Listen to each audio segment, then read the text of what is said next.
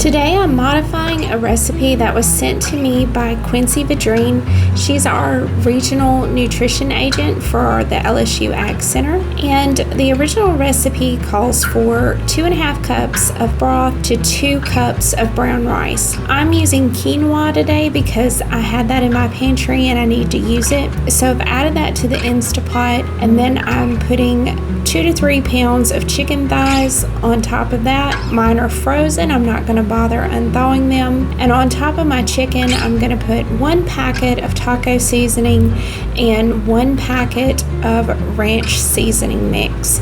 On top of my seasoning, I'm going to add 1 can of black beans that I've rinsed and drained, as well as a can of rotel tomatoes and a jar of home canned corn. All of this has been drained, so I'm not adding any liquid other than the broth.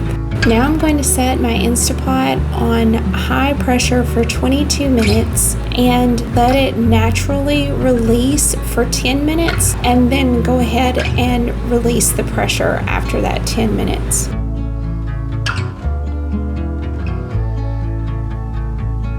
I took the lid off and just started up from the bottom. I've tried this recipe before. It's very good, but I had the thought it would make great enchiladas. Now I'm adding a little half and half to my enchilada sauce just because I wanted to make it a little bit creamy and stretch what I have, because I only have 1 can of enchilada sauce. And then I just stuff my tortillas. Please don't judge me on how I wrap these. I'm not a wrapping expert. Now obviously what's in the Instapot is too much for 1 pan of enchiladas. So if I had more enchilada sauce, I would have gone ahead and made probably 3 pans of enchiladas and then frozen the other 2 pans. But because I don't have any more enchilada sauce, I'm going to take the rest of the filling, put it in Ziploc bags, and freeze it to make more later on.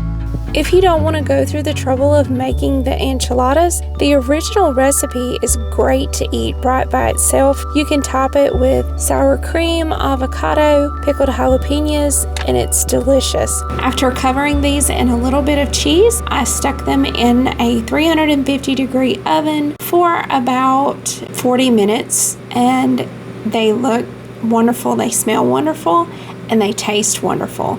I hope you give this a try.